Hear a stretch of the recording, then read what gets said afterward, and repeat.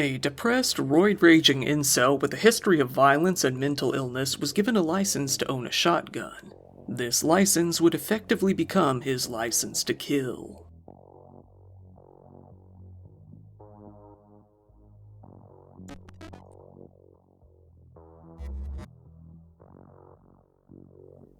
It's been a good while since I've covered a guy like this on this channel. Took a bit of a hiatus, you could say. But this guy left behind such a bounty of Reddit posts, YouTube videos, and online rants that you can really get inside his head and do a deep dive. So let's do just that.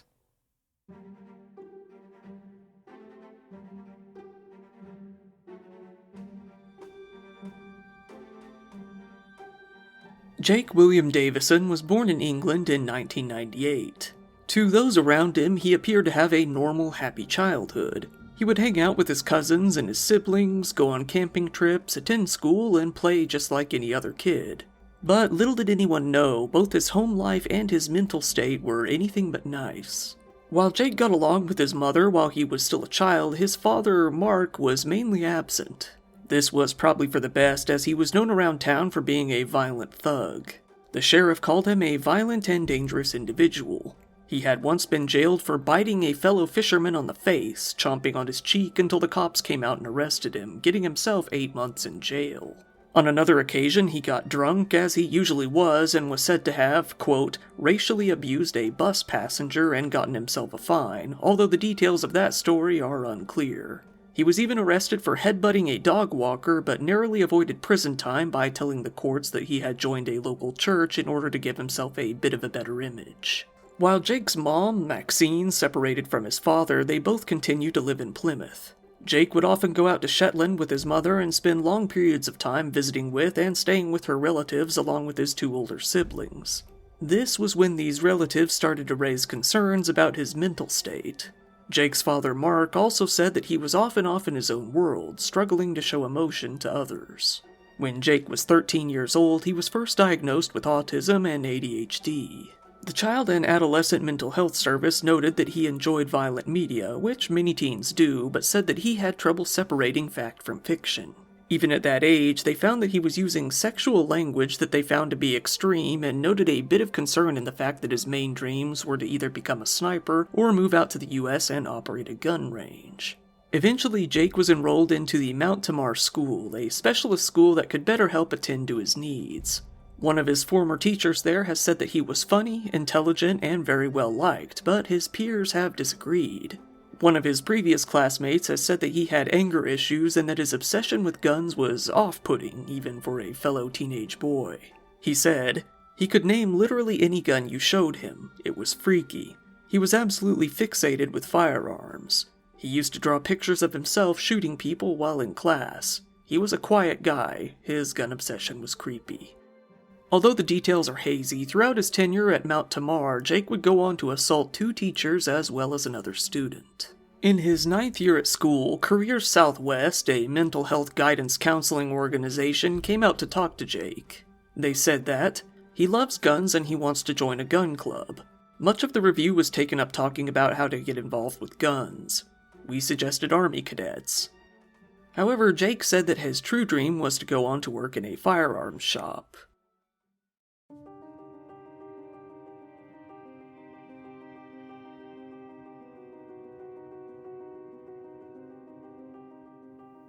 In 2016, when Jake was 18 years old, he got into his first run-ins with the police. First, he got into a physical altercation with his father. Then, he was reported to the police for attacking a man and his pregnant girlfriend not too far from his home.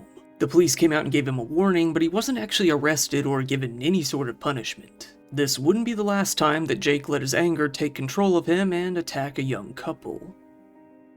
Jake's mother, Maxine, started to raise her concerns about her son. Deep concerns. She told the careers agency that Jake was absolutely obsessed with guns and that he would spend hours and hours online talking to who she called rednecks in Texas about them. An employee of the agency raised concerns with their superiors that they might need to refer him to Prevent, a program in the UK that is designed to prevent terror attacks before they happen. However, this would never come to fruition, as Jake wasn't really talking to any people that might be able to manipulate him into carrying out such an attack at the time. Now that Jake was 18, he decided that it was finally time to go out and get himself a gun of his very own. In the UK, either a firearms certificate, FAC, or a shotgun certificate, SGC, is a legal requirement to get any of the firearms that are even permitted in the country. In England, these licenses are given out by the local police. No matter which sort of certificate you go for, you have to give a good reason for wanting a gun, prove that you have safe storage for it, and then take a background check. While filling out the application for a shotgun certificate, Jake declared on the forums that he had autism and Asperger's syndrome. He gave the authorities full permission to contact his general practitioner about it and ask for any more details. He said that he only wanted the gun to shoot at clay pigeons. The policeman who was there at the time took Jake's word when he said that he had no history of stress, anxiety, or depression. It was said that he appeared to be a very likable young man with a positive attitude who simply had an interest in sporting guns. When Jake's GP was contacted, he said that he had no concerns about Jake owning a gun. However, this doctor only gave a response from a template and didn't give any information beyond that. In the end, Jake was declared to be very low risk, and after quite a while, his license was granted in January of 2018. He was now 20 years old and finally had a gun, something that he had pined over for his entire life up until this point. Jake, however, wasn't happy for long. He was a very deeply troubled young man, and one of his biggest troubles was his own loneliness. He constantly came back to one thing in his mind, the fact that he missed out on teenage parties, fun, and ultimately young love. This feeling gradually grew into resentment within his mind. He hated seeing happy teenage couples, feeling that he himself, at the age of 20, was now too old and had already missed out on his life. You know, love is for the young. That's the fact of the matter. Love is for the young. You know, and I know I'm still somewhat young, and I hope I can make up for it, but I have a feeling like I'll miss that boat and it's never coming back. You can't ever make up for that. One night, Jake went on a walk near his home. While walking on a trail in a local park, he passed by an area that contained a small skate park on top of a hill. Up near some benches was exactly what Jake hated to see. A teenage boy and girl standing together, talking, enjoying each other's time. Jake climbed up the hill, appeared out of nowhere, and began to harass the two. They did their best to avoid him, but he kept approaching. This was when the altercation turned into assault as Jake closed in on the boy and punched him in the face between 5 and 9 times, kicking him in the head while he was down. The girl tried to get him to stop, so Jake slapped her across the face too. Jake berated the girl, spat on her, and screamed, "You can go to hell, I fucking hate women." Once a good group of other skaters made their way over and started yelling at Jake to stop, he decided it was time to flee the scene, for now. He slid down the hill and got back onto the trail.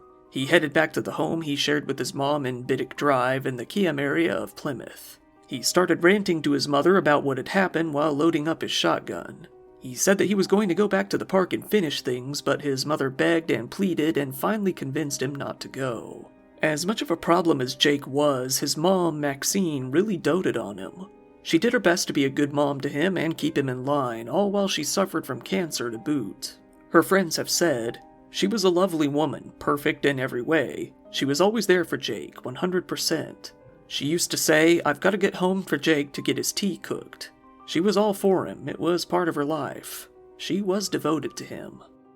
While Maxine managed to keep the situation from getting much worse, she had no control over what the police would do. The police eventually found Jake and came out to his house to arrest him. They removed both his shotgun and his license for the time being.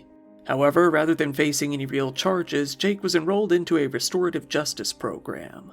This was partially due to the fact that everything was moving so slowly during lockdown that the police already had a large backlog of criminals to process. So Jake narrowly avoided having any jail time. As lockdown continued, Maxine finally recovered from her cancer.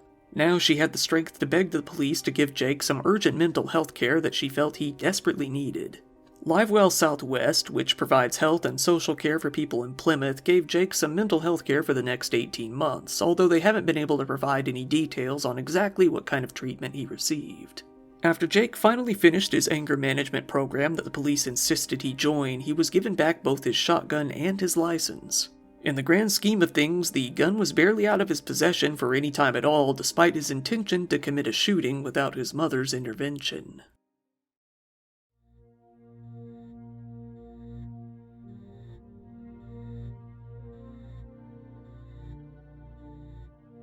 It was now 2021. Jake was 22 years old, working as an apprentice crane operator at a security and defense company called Babcock International.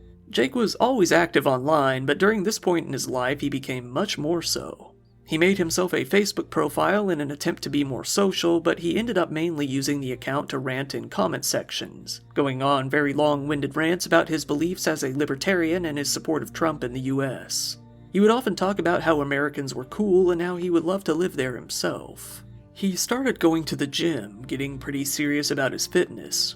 He would go to the gym every single day aside from weekends and stay for a much longer time than most of the other people there. Attendees of the gym said that he was very quiet, kept his head down, and stayed in his own world for the entire time he was there. Jake also made an account on YouTube, calling his channel Professor Waffle. In his videos, he tended to show himself working out, talking about his past, and his nihilistic, defeatist views on the world. Jake started getting angrier as his despair and lack of motivation grew. He started lashing out in violent ways more and more at home.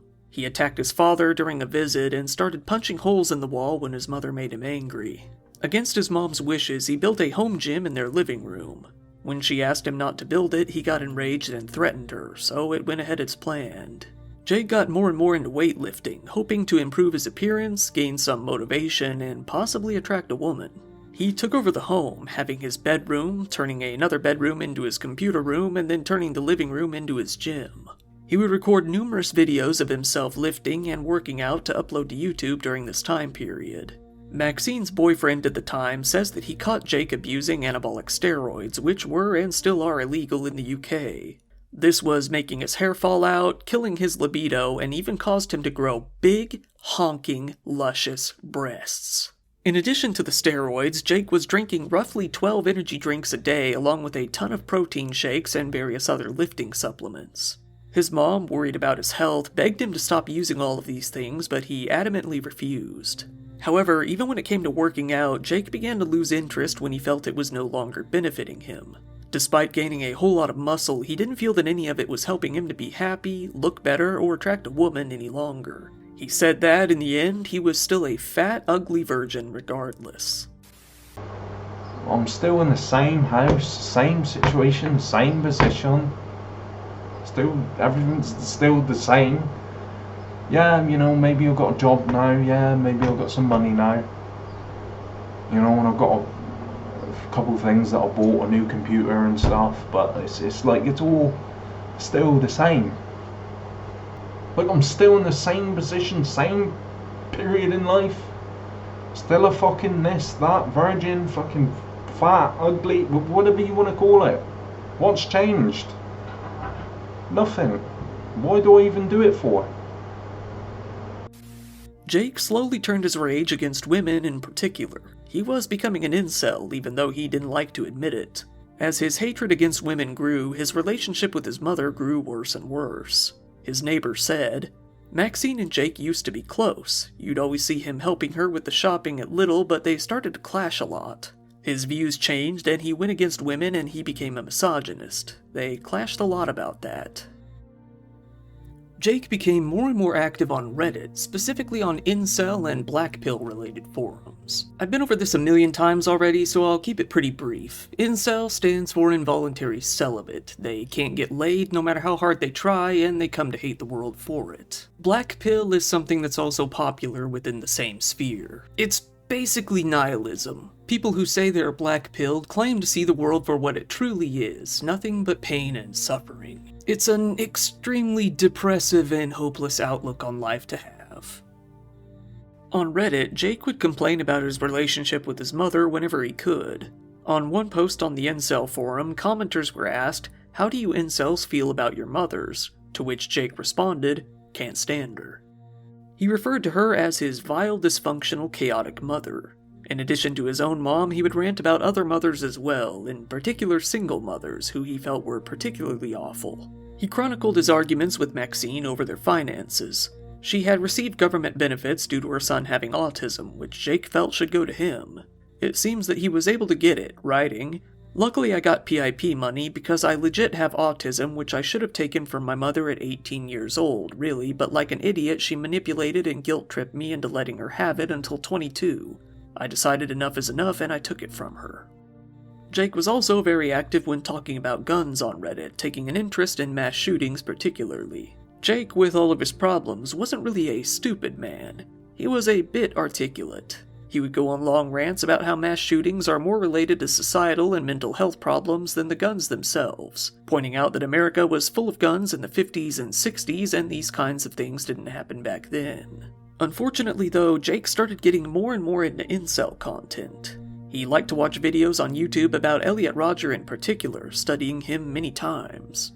At first, he didn't describe himself as an incel, acting as if he was mainly a sympathizer. And now as an adult, I'm in male environments, and because I'm autistic or whatever you want to call it, I'm not very social. I'm naturally quite asocial, so I don't have big social circles to where I know I can meet girls and connect up with girls. People like me have had nobody but themselves. And people who are incels and all this, I don't clarify myself as an incel, but you know, people like similar to me, they've had nothing but themselves. Jake began to become more and more involved with the black-pilled incel subculture. He took to the black pill ideology in particular, feeling that it aligned with his own views, his hopelessness, and his bleak outlook on life. What is there to look forward to? You get fucking uglier every fucking passing year. There's nothing really to look forward to as an adult other than getting rich. That's it. You either try and find something you have a passion for, which most people don't. Jake's biggest hang-up was missing out on teenage romance. He came back to this topic again and again, no matter what the topic of the video was originally. He felt that, as hormones are the highest during that period in life, teen love is bound to be intense and there's nothing else like it. He said that, in the past, women actually loved him and he wasted the opportunity to get with them. I'm not trying to brag or big up myself, but like, I did have girls into me. Some of them couldn't have made it more obvious. Like, I remember one time, the day she left college, she literally came in front of me and was like, I'm leaving today. You know, literally. Like, that's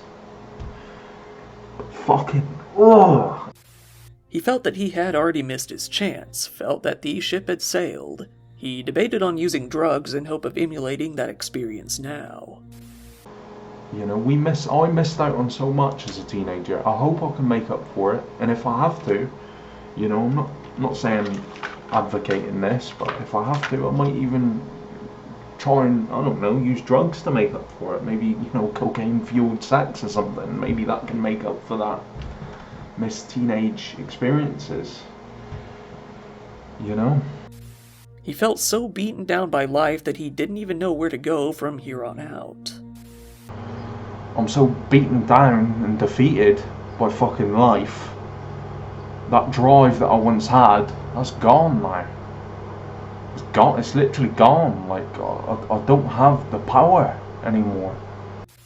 Jake continued to post on incel forums, documenting his attempts and failures in online dating. He asked them why they thought he would be rejected so often. He posted other questions as well, such as, should being ugly be considered a disability? He posted pictures of himself when he was at a leaner weight compared to now, trying to find out if it was all over for him. He subscribed to a now-defunct channel called Incel TV on YouTube, hoping to meet more like-minded people. He ranted about how there should be a government-funded incel rehab program to help them function in society once more. He said that there should be group activities that could be used to, quote, build confidence and self-esteem and getting them out of their depressed mindset. He said that they should take away their computers, put them into therapy, and detox them from social media. The tragic thing is that Jake didn't need the government to force him to do any of these things. It was all something he could do on his own, and he chose not to, opting to rant about it instead. Jake started to veg out on YouTube even more. He started researching American serial killers like Ted Bundy, watching numerous videos on black pill ideology. While playing a game called Killzone, he posted a video about how the enemy faction in the game must be black-pilled too.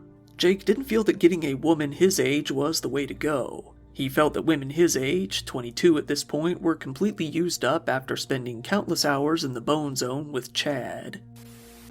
Let's say I get with a woman my age. She's had a million relationships, likely been destroyed and broken and torn apart by fucking Chad. She's probably completely incapable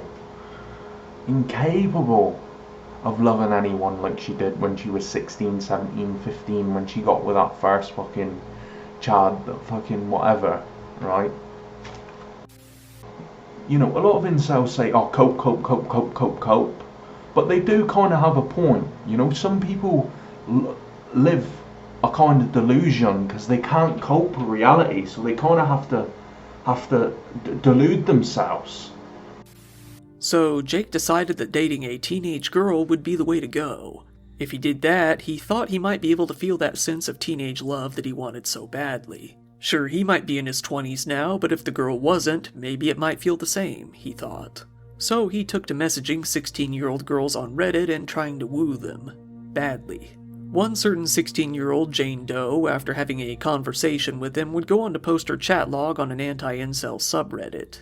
When she told him that he shouldn't have a 16-year-old girlfriend, he was offended, asking, "You don't think I should had a 16-17 GF?" To which she responded, "If you are above 18, then yes." Jake didn't like this answer, though, responding with, "I'm 22 or 23, am I not entitled to my big titty 16-17-year-old GF? But I don't pursue girls that age, more girls between like 18 to 35. But for example, if I were to walk into my room and find a 16-year-old spread wide on my bed, yeah, I would have sex with her." The girl, extremely put off, felt that he must be a troll. He said that he wasn't, giving her a link to his YouTube channel in order for her to check him out in all of his glory. She said that what he wanted would be statutory, but he said the legal age in the UK was 16, so it would be fine. He said, "I am just like you, aren't entitled to water, food, and to survive you got to fight for it like life back in caveman days. So yes, I feel entitled to big titty GF." She said that food and water were pretty different, telling him, "You don't need a big titty GF to survive." He assured her once more that he was not a troll. He was a bona fide kissless, handholdless, hugless virgin. That is, unless you count the time he got a happy ending at a massage parlor, he said. She said that if he really wasn't a troll, he'd have a better chance of getting with a girl if he got off the incel forum, stopped hating women, and put himself out there. He said that bullying incels is bad and that she was a chadsexual, telling her to look up what chad means in the incel world. She said, "I don't think a random teenager on the internet is the right person to get relationship advice from." Still though, Jake would go on to slide into her DMs multiple times and beg her to date him, travel to meet him, and have sex with him. So the girl went over to report Jake to the Reddit mods. Some other users urged her to report him to the police as well, but her mother advised her not to get involved and leave it alone. Jake spent the last of his time on Reddit looking up posts on incel forums about why incels felt the need to end their lives, and, concerningly, researched information on kidnapping. Around this time, he got into yet another physical fight with his father. Then, one morning Jake woke up to some bad news. Given that his messages violated two major rules on Reddit, one being against harassment and one being against sexual solicitation of a minor, he was banned from the forum only a few days after the reports. Jake was just about done with everything. He felt that he was fighting against the world all alone. It's like in the Terminator, right? You know, fate is nothing. You know, the whole premise of the Terminator movies is that, you know, everything's rigged against you. There's no hope for humanity. You know, we're on the brink of extinction. You know, these machines are unstoppable, killing machines that can't be beaten, can't be outsmarted. But yet, humanity still tries to fight to the end. And I know it's a movie, but it's, you know, I like to think sometimes, you know, I'm a Terminator or something, and despite you know.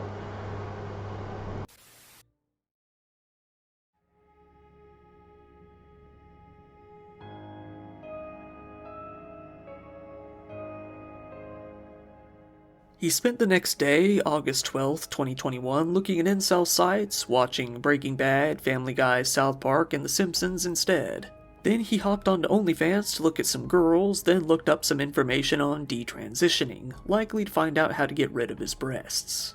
The day was just like any other. The evening, however, was a far different story. That evening, right at about 6 p.m., Jake got into a fight with his mother, Maxine. This fight, though, went far beyond the usual verbal argument. The fight turned physical, with Jake grabbing Maxine by the throat and throwing her into the bedroom, locking her in. Maxine, having her phone on her, pulled it out and called her sister, begging for help. Jake, however, wasn't going to allow it. He went into his bedroom, pulled out his pump-action shotgun, and loaded it. He threw open the door to the bedroom where he held his mother, pulled up his gun, and shot her. He moved closer to her, about 1 meter away, and shot one more time. She died then and there. She had no chance of survival. Around this time, Maxine's sister called the police. Jake, in somewhat of a daze, shambled out of his house and onto the street carrying his shotgun. To witnesses, he appeared to look calm, unbothered, and almost distant. In the street, he saw a little girl, 3-year-old Sophie, pushing her teddy bear in a stroller while she walked with her father, 43-year-old Lee Martin. Jake approached them, pulled up his gun, and aimed it toward the father and child. Lee, seeing what was about to happen, put himself between Jake and his daughter. Jake shot him twice in the back as he protected her. Still, the two tried to run away. They were so shocked that they couldn't even scream, they just ran. But they weren't able to, as Jake was far too close. He shot them twice more at close range. Jake walked over to where the two fell down and hovered over them for a few moments. Lee had landed on top of Sophie as if he were still protecting her. Jake then shot him through the head at point-blank range, with the shot going through him and killing them both. Then, two people living in a home nearby, a 55-year-old woman named Michelle Parsonage and her 33-year-old son Ben, opened their front door to see what was happening. Ben observed Jake, saying he had a smirk on his face, like he didn't care about what he was doing. Jake opened fire at them through their front door into their living room. Both suffered serious wounds, collapsing to the ground. Jake continued to walk down the street. Walking past a man who was frozen in fear, he told him, "Nothing to worry about, mate," before continuing down the path. There he saw a dog walker, 59-year-old Stephen Washington, as he was tending to a few dogs in a small park. Jake pulled up his gun once more and opened fire on Stephen, killing him on the spot. Around this time, the police received multiple calls about gunshots echoing all throughout the quiet neighborhood. Jake then proceeded down Royal Navy Avenue, making his way over to Henderson Place. There he came across a woman, 66-year-old Kate Shepard, as she took a break and smoked a cigarette outside of a hair salon, coming home from her shopping trip.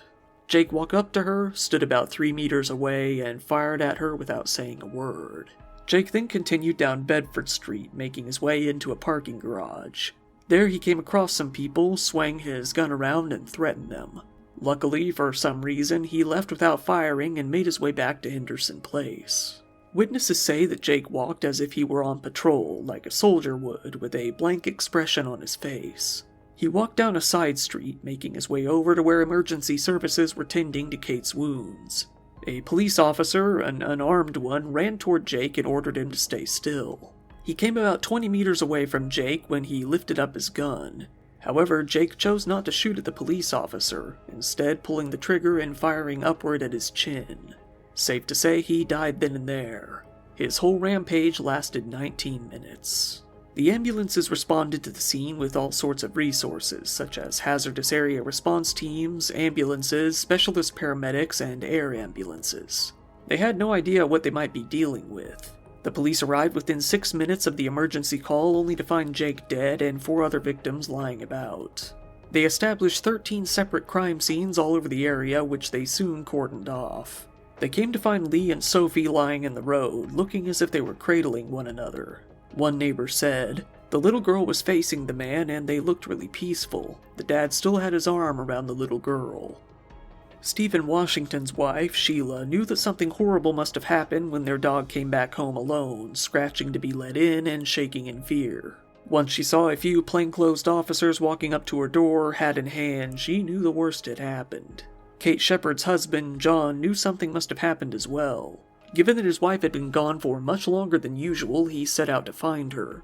When he found her, she was on the ground being tended to by emergency services. He said, "There were screens around her and I could only see her feet. I was told after a short time that it was Kate."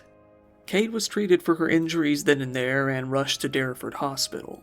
Unfortunately, she didn't make it. She was pronounced dead. The only two who survived were Michelle and Ben, who managed to live after being shot through their front door.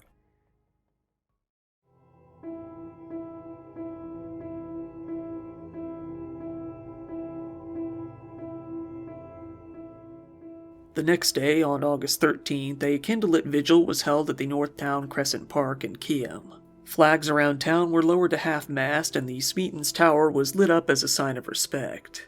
People placed flowers and letters all around the areas in which the victims died. People were appalled in particular with Sophie's death, given how young she was. More casual vigils were held around the area for days. Seeing what had happened, Facebook and YouTube both deleted Jake's accounts as quickly as they could, saying that he violated their community guidelines. However, a friend of the Davison family posted to their own Facebook, saying that Maxine had been begging for more serious help for Jake, but the NHS wouldn't help, writing, "The NHS basically said that they were short-staffed and that was it. The family even asked the police to come out to see him as he was talking and acting strange. They didn't do a welfare check. And now 6 people are dead." Jake's father, Mark, was interviewed by the BBC. He said that he was both sorry and ashamed of what his son had done, saying that he had raised concerns with the police about his son obtaining a gun license back in 2018, but nothing was done. Jake's brother, Josh, said that his whole family was disgusted with what had happened, stating, "We are grappling to understand and manage our own health, emotions, and bereavement following the incident. Even deeper than that, we think we share the feelings of despair, hurt, and loss of the Martin, Washington, and Shepard families, knowing that it was a member of our own family who was responsible for their loss. No words can describe the pain or heaviness of the feeling the situation has caused. If we had one wish, it would be that we could turn back time and allow everyone who had a part in the events leading up to this tragedy an opportunity to make changes to prevent it from happening at all." The chief constable of Devon and Cornwall Police, Sean Sawyer, said that he didn't believe the attack was planned. He described it as a domestic incident that spilled into the streets. He said that he didn't feel this was an act of terror, although various media organizations following the case questioned that conclusion, saying that Jake's involvement with the Incel community was suspicious at the least. The investigators confirmed that Maxine was the only one of the victims known to Jake. The IOPC questioned why Jake even had a shotgun license given his history of mental health problems and violence. Making their way out to Jake's home, they found over 300 more rounds of ammunition scattered throughout the home along with his mother's body in the bedroom. While searching through Jake's things, hopefully in order to find some sort of motive for the murders, they found some concerning material on his computer. They were able to recover 1.6 million files from the computer, and 57 were what they called shocking and unacceptable. While they didn't go into detail about what these files actually contained, given Jake's tendency to go after 16-year-old girls, it's pretty safe to assume what they might have found. In the end, though, there was no sort of manifesto or no sort of evidence that proved that he planned the attack in any way whatsoever. It really seems that it was just a spur-of-the-moment type decision. Other incels reacted to Jake's rampage online. While a few reacted negatively, saying that it would only worsen the image of incels worldwide, specifically condemning that he killed a child, many others praised Jake. They called him a saint, much like they did with Elliot Rodger and Alec Minassian. They commented on his looks, saying that he would have been a good-looking guy with some better grooming and good old lean maxing. Others just said that he was a fat fuck. On the 19th of August, an inquest was opened in order to further investigate the death of Jake and all of his victims. The inquest heard that the firearms inquiry officers that processed Jake's shotgun license hadn't received any training for 20 years. They said that the firearms licensing office was, quote, in dangerous shambles.